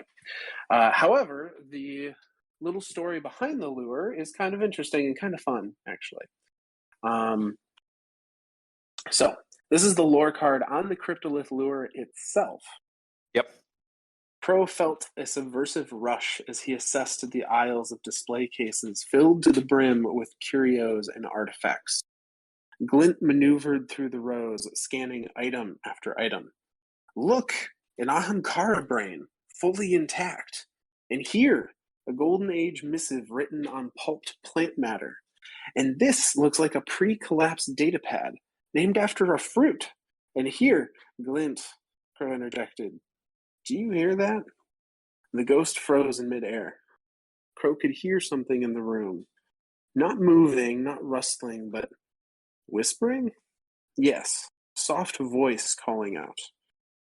Crow crept to the back of the room toward a city-age cabinet filled with extinct circuitry. On the bottom shelf, covered in dust, was a nodule of Hive technology. Crow remembered seeing similar components atop Hive Cedar ships. Crow picked up the component. The whispering increased to a near-audible level, both comfortingly familiar and repulsively alien, before falling silent. "This is it," Crow muttered to his concerned ghost. "I found our transmitter." So this bit of Hive tech is what eventually he turns into the Cryptolith lure to lure out those Wrathborn. Real quick though, this looks like a pre-collapsed data pad named after a fruit. After a fruit. It is. Tell me that's not a literal Apple iPod. That's exactly what it is. iPod, iPad, something. God yeah, that's exactly damn what it, Bungie. I got a good laugh out of that when I first read I it. got a complete chuckle out of that. Like that when I read that, I was just like, hold the hell on. What is this? Although I would say even more interesting in the Destiny world, a fully intact Ahamkara brain. What the hell is that doing there? What? Who the hell got that? And what the hell is that doing? I mean, Spider has it. I don't know where he got it from, but I was so intrigued with this whole fact that he's got an Apple iPad. Didn't even remember there's an Ahamkara brain there. So, like, we know what their bones can do. What about the organs? Like, Jesus Christ. It's Can this thing actively talk to us? Can this thing like right? Does it have the ability to feed on wishes? Does it have the ability to grant wishes? Like, good lord. Ahamkara are freaking everywhere, and they're terrifying. Literally everywhere, and are probably the most terrifying thing in this universe. And we just walk around willy-nilly. Yep. Freaking wearing bits of them in some cases. Yeah, screw it. Yep. We'll throw on those Ahamkara claws. Yeah. But so we have the lure. We canonically in the story during Season of the Hunt, the Guardian is going through with Crow, luring out and hunting these Wrathborn with the intention of eventually getting our way to the High Celebrant, which is kind of the commander of the Wrathborn. Yeah. So that once the High Celebrant is gone, Wrathborn won't be controllable anymore, and they won't be making them anymore, is the thought process. Which is kind of interesting to me. Like when we talked about the Wrathborn all being very Taken-esque, very, like I never think of the Taken as having like a hierarchy, like a military structural anything. I've always thought of them as just mindless drones. But in this sense, the High Celebrant has at least some form of control over them. And in turn, Ziwa Wrath has some form of control over the High Celebrant. Well, and I don't perceive the High Celebrant as a Wrathborn itself. I perceive the High Celebrant as a hive that is not Wrathborn, that is loyal to Savathun and is like one of her generals, essentially. Yeah, no, absolutely. So like the High Celebrant has full capacity, full mental capacity, and then the Wrathborn are within its direct control. Is kind of what I was, how I took it. But amongst all of this, a very important quest happens. And it's important not only for those that are fans of this weapon from D1, but also very important canonically for Crow and kind of how Crow starts to perceive himself and his past and his future. And that was the quest for Hawkmoon. Yep. So this started with Crow getting essentially getting dream visions of flying over the European Dead Zone, and there would be this bright column of light that he was always flying towards, and but before he got there, it would kind of blink out and wither away, and then he'd wake up, and the dream just kept repeating over and over and over, to the point where he was like, "Hey, this is weird. Can we go to the EDZ and just figure out what the fuck's going on?" Yeah. So that's pretty much what you do. You as the player character, as well as Crow, who is always just on the other side of the ridge kind of thing, are communicating as you go through this mission together, and to fight your way to the Shard of the Traveler, essentially.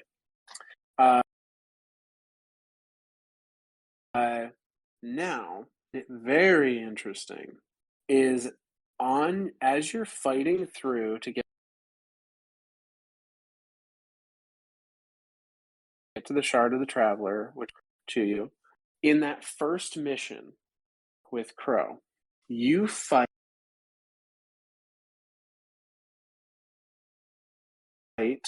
Korusk and Tarusk, Light Stealer of Savathun, are the named enemies. Jesus Christ. So, literally since the beginning, you weren't kidding when you were like, there's all these little things in here that are like, how did we not see this coming? Yeah, so we have two named enemies that are both part of Savathun's brood, one of which is the Light Eater, which we've seen Light Eaters before, the Light Eater ogres in King's Fall, and say where they just absorb light, essentially. But I thought this one was interesting, Tarusk the Light Stealer. Now, the only person we have ever seen referred to when it comes to stealing light energy has always had a connection to Savathun. We have Savathun's song, the strike that was on Titan that is no longer available, where they were pulling light out of Guardians and turning it into a crystalline form, a void crystal. Yep. And now a named enemy that is the Light Stealer of Savathun. So this just reinforces the idea that Savathun has been working with manipulating light and removing it from Guardians or ghosts or whatever for quite some time, to the point where she has designated members of her brood for that purpose. That's mind-blowing. That's genius. Like, holy cow, like literally years. Like, Savathun's been working for whatever goal she's getting to in Witch Queen for quite some forever. Time. And now I also wrote down a note here. So it's essentially determined by the ghosts as well as the Crow that the dreams he's been getting about the EDZ are messages from the Traveler, essentially. Visions from the Traveler. Right. So my question, when you come up against these two named enemies that are of Savathun's brood, how did Savathun know about the Traveler's communications with Crow, and why did she want to stop him from getting the message? Why would she have sent, these high-ranking members of her group to stop Crow and the Guardian from getting to the message the Traveler's trying to send? Now, the how could be easily explained, I suppose. You could just say that he's had interactions with Osiris. Maybe he mentioned it to Osiris before he mentioned it to us or something. And Osiris being Savathun. Like she would literally, like, he's basically giving her free information. Yeah. So could 100% see that. And, Savathun may not have really figured out where to put Crow in her plans yet, because even during the end mission of Season of the Hunt, where there's a brief moment where it's believed that Crow may be lost in the Ascendant realm. Yeah. Like, kind of doesn't care. Yeah.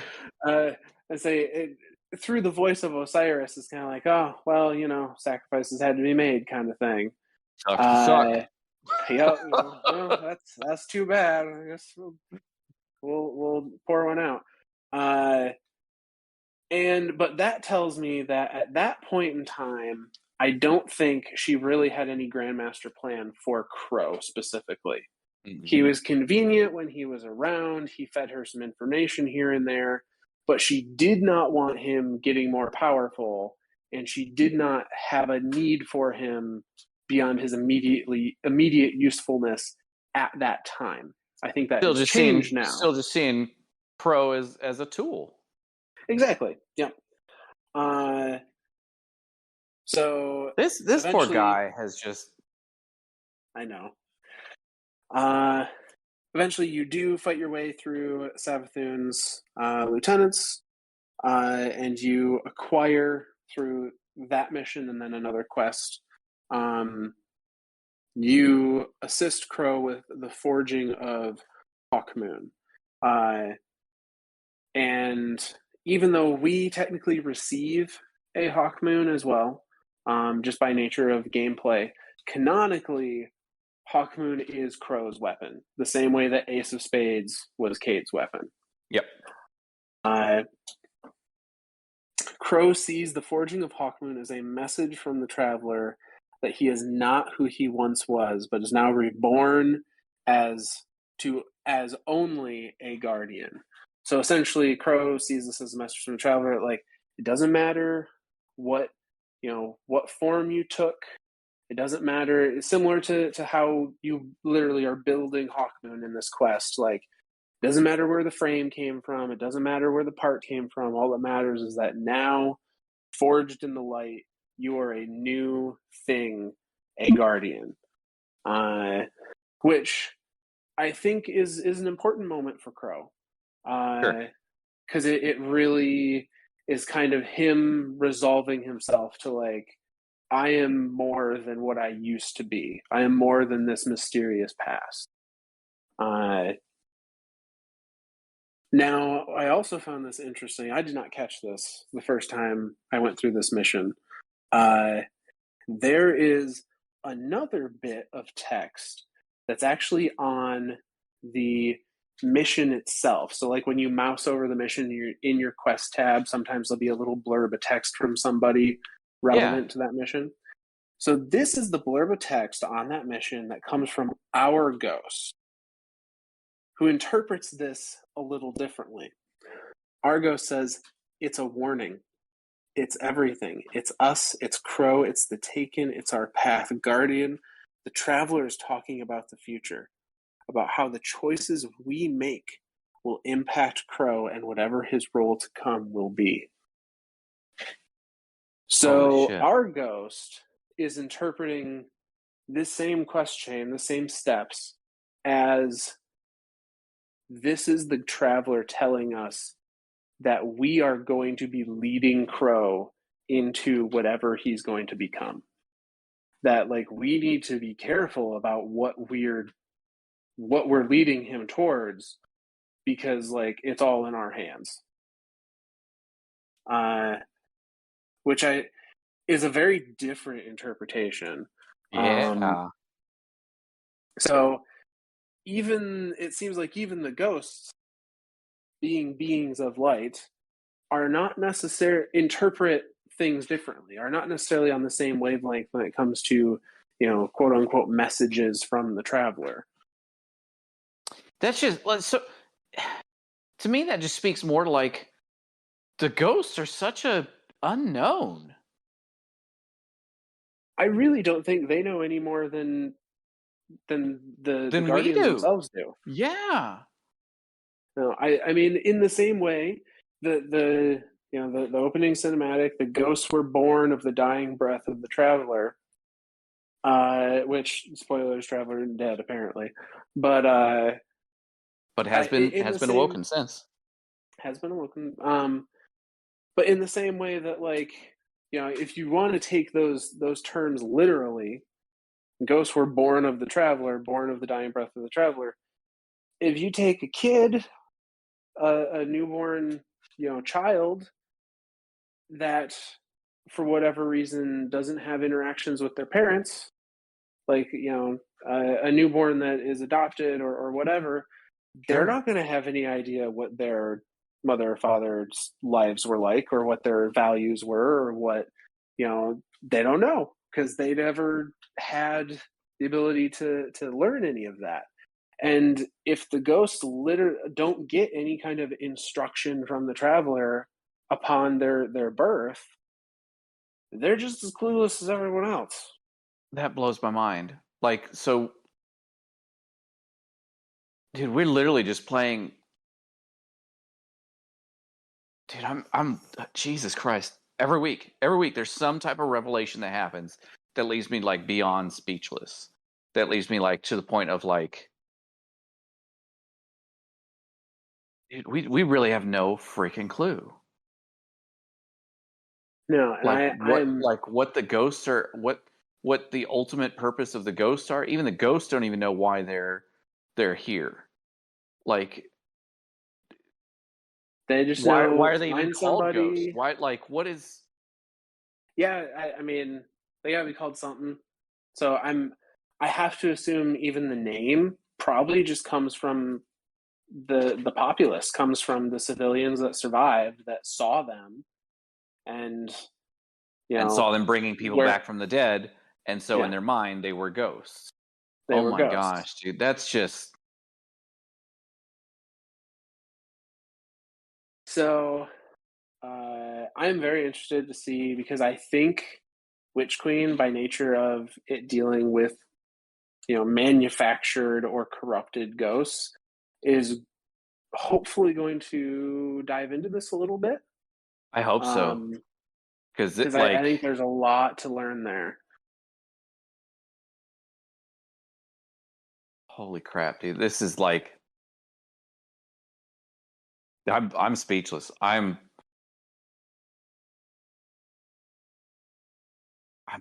have So, no words. I'm genuinely without words. Like I don't know. well, while Zor processes, This uh, going to take a lot of process. My whole life has just been a game. essentially, it's Just all been a game. We're in the Matrix. it's all just been a game. You're just So, toying with me. oh, play or mine. God damn it. Fucking God damn it. This is me jumping off the tower after having come to the revelation that I am just a tool. They have to have a whole space around the tower just like barricaded off, where they don't want civilians to be standing, because there might just be a random guardian body fall and crush them.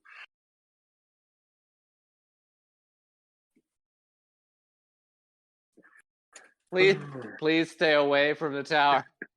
Bodies incoming, and it just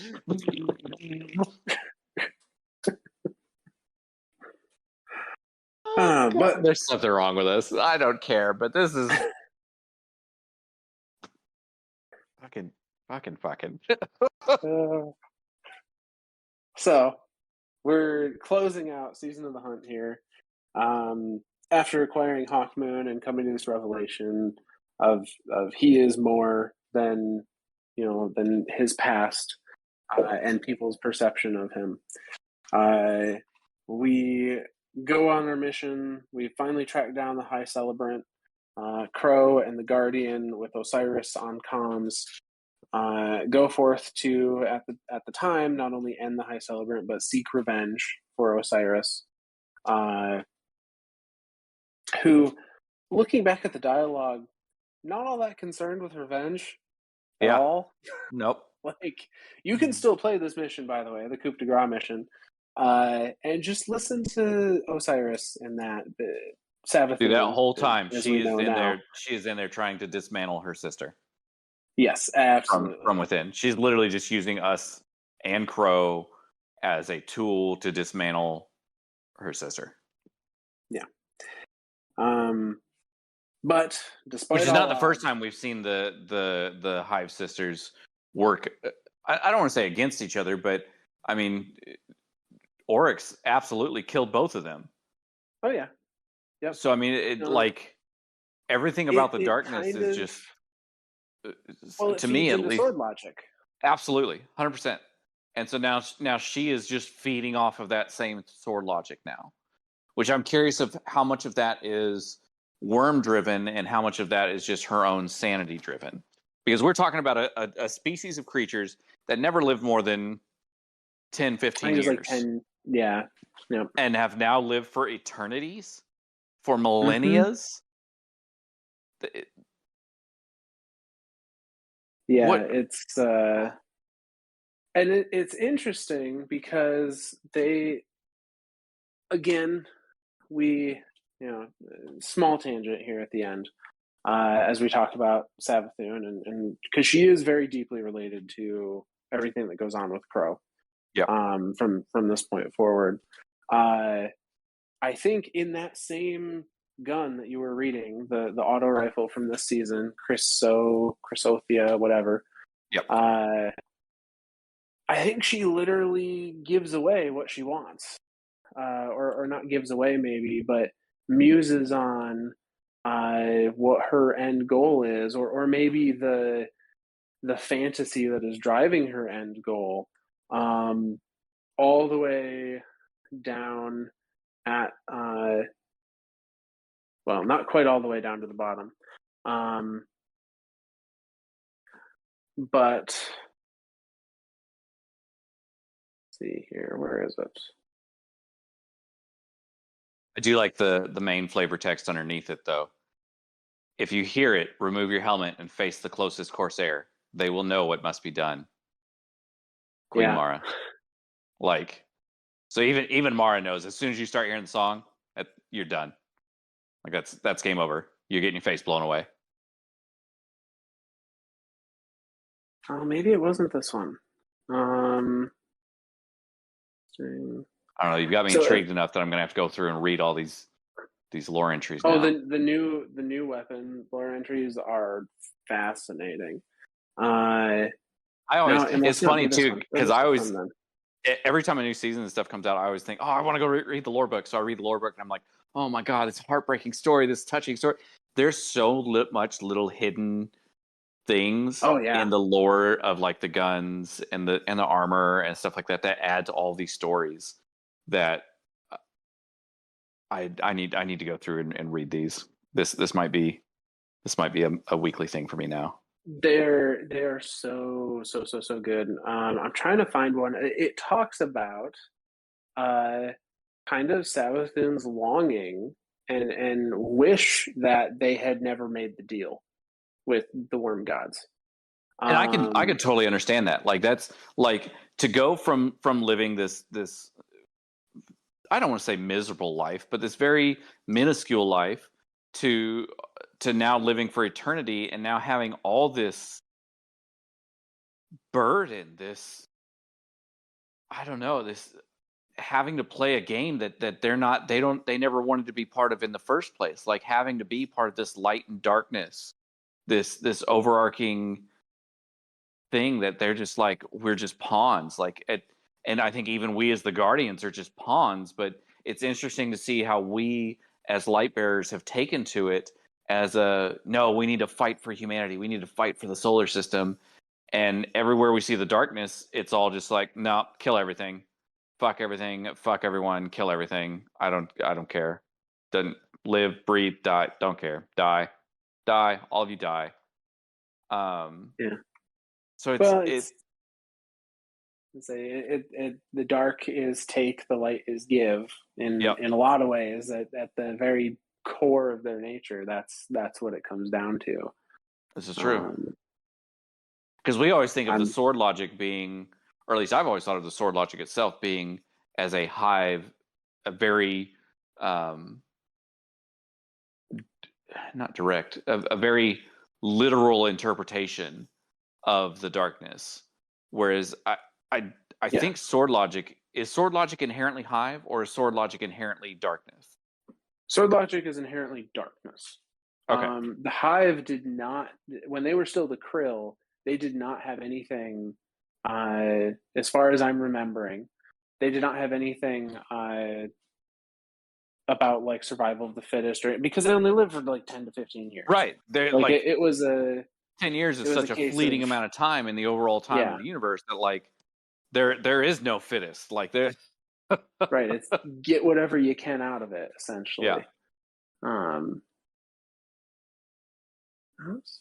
This is gonna bug me now. I'm trying to find it here. I'm fairly certain it was on a new weapon. It had to be. But now I'm having a hard time finding out which one. But from what I remember, at least, trying to paraphrase, it was her Savathun kind of waxing whimsically about, their life was short, yes, but so much simpler as the Krill, and she had like she remembered the face of her father and the face of her sisters at that time, because they were all of a single gender when they were Krill, and like how they didn't aspire for godhood, they didn't aspire for all this bloodshed, they just wanted to continue their existence in their world, Sure. and she sounded, and presumably this is sincere since it's a lore card and it's not a conversation to another person or anything like that. She sounds very remorseful, not necessarily for what they've done, but for the fact that of how much she has left behind.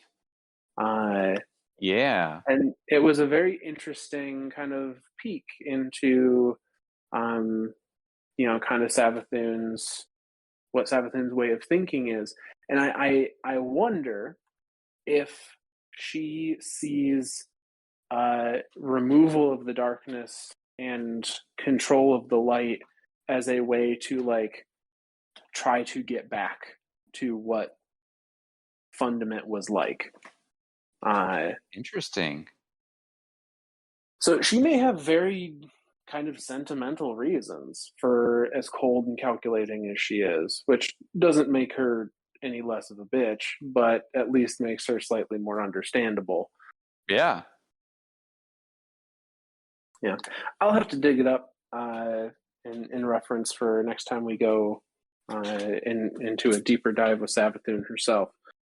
But to close out Season of the Hunt here, we kill the High Celebrant, and I knew this was coming as soon as the dialogue was said in the way that it was, but Spider essentially tells the Guardian, like, thank you so much, you've saved my business, I can now, my shipping routes are now open, and I don't have to worry about my goods being randomly attacked by crazed, whatever happens to be Wrathborn. You can take anything from my stores, and it is yours as a reward. And Not just my store. Literally anything in my entire hovel. yeah, no, you can take anything that I own and take it as your reward. And so our Guardian, very, very casually goes, cool, I want him. Crow. That's mine. Mine. That's mine now. Points at this scrawny little scrap of a man, whatever's left of him. The crow, and mine. Mine. He's mine now. And Spider, if nothing else, has that somewhat honesty amongst thieves kind of a code, I guess. And so he does. He says, he's not happy about it, but he He's frees pissed. Crow and removes the bomb and lets him be on his way with you now as the Crow's mentor. He is straight up pissed about the entire thing. Oh, he's like he starts laughing pissed. and then he's like, fine, take your prize and get the hell out. Like, go away now. So that ends Season of the Hunt, and I think that's probably a good spot to stop for tonight and make this a part 1 of probably 2, maybe 3. I was going to say, I don't know. I don't know if there's honestly that much more to cover. I mean, like, Oh, yes, there is. oh, I have Season of the Chosen, with interactions between him and Saladin and Holiday, the Challengers Proving quest line, the Iron Forerunner set, which technically takes place during Season of the Chosen, even though it's this how do we always Iron Banner set. How do we always come up with like this? Oh, we're just going to cover blah, blah, blah, blah, blah. That should be fine. It's only going to take. Nope. 2 episodes. Nope. Every time. Nope, 2 episodes. Every So, time. yes, there's absolutely enough content to cover to do another episode at least. Well, goddamn. Well, sweet then. Let's God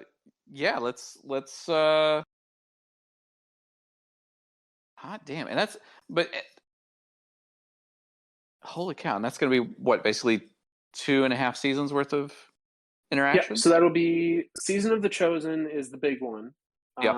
Because that's where he was present. Season of the Splicer, he did not directly take part in, although there's a mention or two that I think are worth discussing. Yep. And then, of course, the current season of the Lost, which is all the events of the current season. All these last 7 weeks have been quite a wild ride. Holy crap, they have been. So yeah, we're definitely yeah. Okay. I'm 100% on board with this as usual. there is no in this. Like, alrighty then. Well then, we'll consider that end of part 1. Yep. This will be end of part 1 of the story of the Crow, and we will pick up with part 2 next week. Absolutely. Well, like I said, as usual, I end these with a thank you, and so I want to thank everyone that was able to hop in and join us on Discord this week, and to be able to hop into the voice channel, and even we've had people kind of in and out of the chat channel now, so it's nice that we have this nice big, conspiracy theory level chat thing going on here. So I'd like to thank Stinky, Tina Italiano, Keyston, Stryker was in here for a little bit. Alpha, our guest host for tonight. Our main producer, Eclipse. He's off at hockey practice, or I guess it's not practice. I guess it's actually full on game, isn't it? Oh wow! Yeah. It's his league. So yeah, not his league, but that is the league that he plays in. So go Eclipse, go!